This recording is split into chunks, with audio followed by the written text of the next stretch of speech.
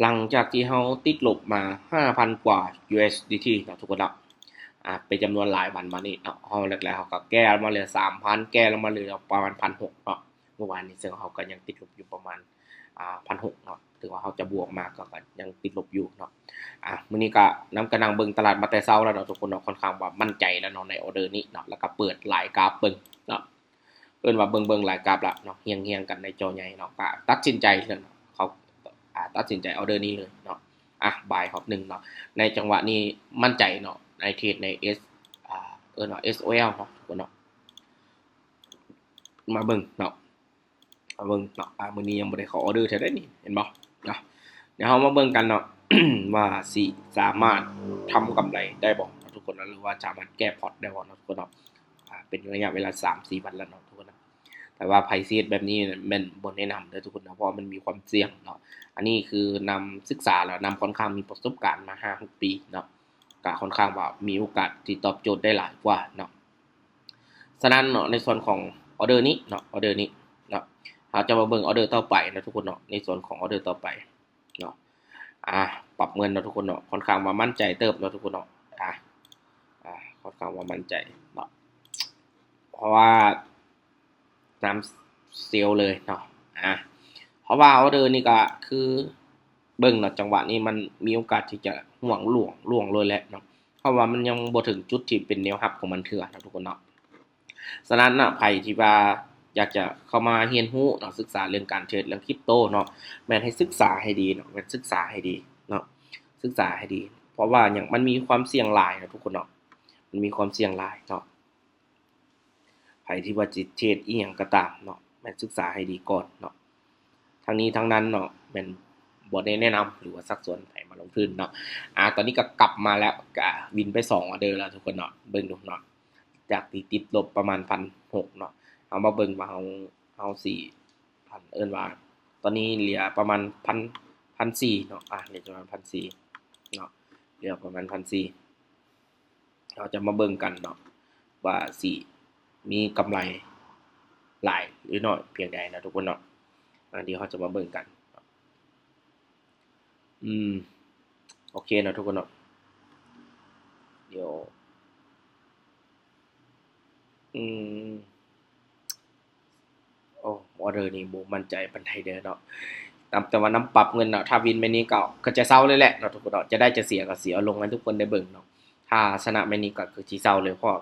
ก็ได้ทุนคืนแล้วแหละเนาะปรับเงินให้ได้ทุนคืนเนาะขึ้นได้บ่เนาะเนาะ เพราะว่าสังเกตอินดิเคเตอร์มันเป็นไซด์เวย์น้อยๆนะมันบ่อยากแห้งเนาะเบิดแหละคันวูบลงขนาดนี้เนาะโอกาสที่จะขึ้นไปนี่ยากแหละเนาะโอกาสที่จะขึ้นไปยากแหละเนาะเสียสำหรับทุกคนเนาะมาเบิ่งออเดอร์ต่อไปปรับเงินละเนาะอ่ะจริงมันได้เนาะ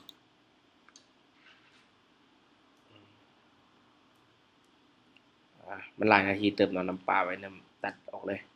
ทุกคนได้เบิ่งออเดอร์บ่าย1หอบแล้วทุกคนเนาะอืม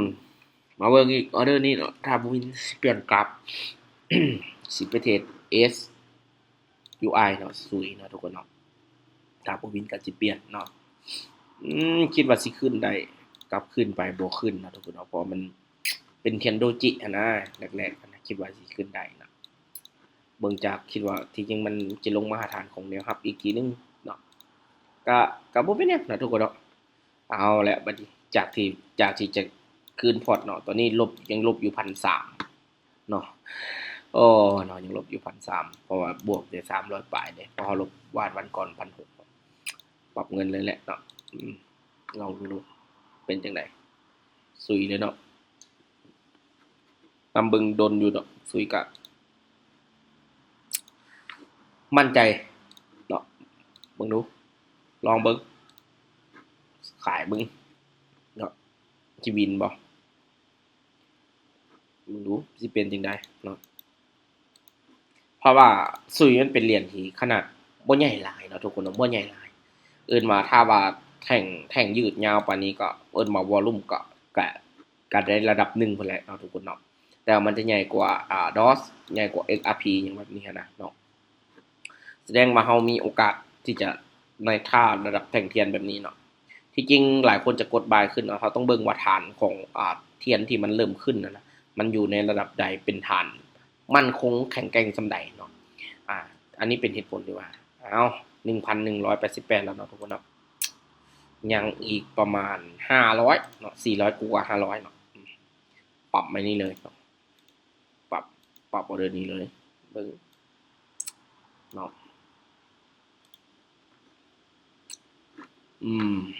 เบิ่งดูสิเป็นจังไดเนี่ยสิสามารถแก้พอร์ตลบได้บ่มื้อนี้ถ้าบ่ได้ก็จะไปสำนึงอีกก็นำก็สิเศร้าเนาะเพราะว่าถ้าเขาบ่ได้ก็วันใหม่ก็เขาจะแก้ต่อเนาะเพราะว่าช่วงเวลานี้นำเห็นรู้สึกว่าเทียนมันมีวอลุ่มซื้อขายค่อนข้างว่าโอเคเนาะ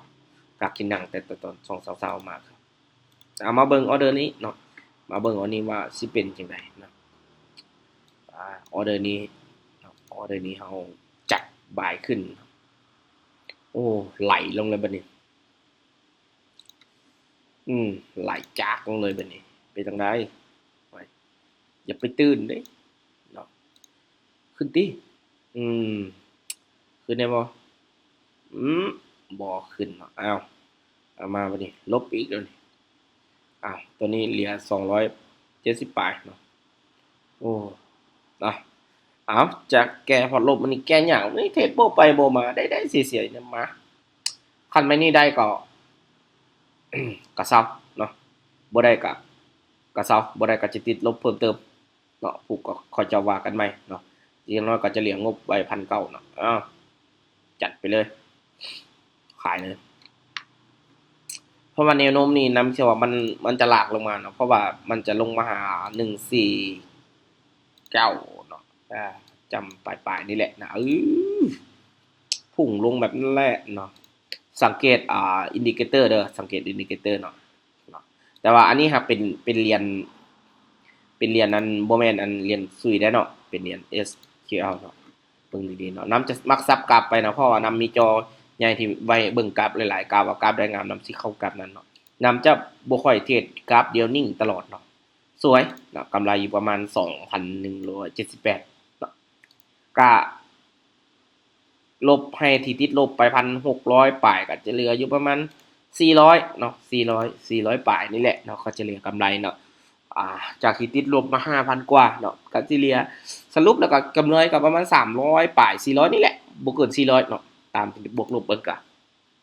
เนาะแต่ว่านำก็มีลิงก์ตัวแทนเป็นของตัวเองเนาะนำเทรดนำก็สิได้ค่าคอมให้ตัวเองนำเนาะค่าคอมก็ได้ประมาณ200เนาะสำหรับที่ว่านำเทรดนี่เนาะเพราะว่านำเทรดไม่ใหญ่ได้ไม่หยังได้สินะก็ได้ประมาณนั้นเนาะอันนี้บอกตรงๆเนาะก็เป็นอีกหนึ่งวิธีการที่ว่าใครอยากจะหาเงินเนาะหลายคนว่าเป็นตัวแทนต้องได้หาทีมบ่จะเป็นเนาะเทรดเองเอาค่าคอมเองก็ได้เนาะสบายๆเลยเนาะทุกคนเนาะคลิปนี้ก็ว่ากันเท่านี้เนาะใครอยากลงทุนก็ศึกษาให้ดีก่อนการลงทุนเด้อบ๊ายบายแล้วพบกันใน EP ต่อไป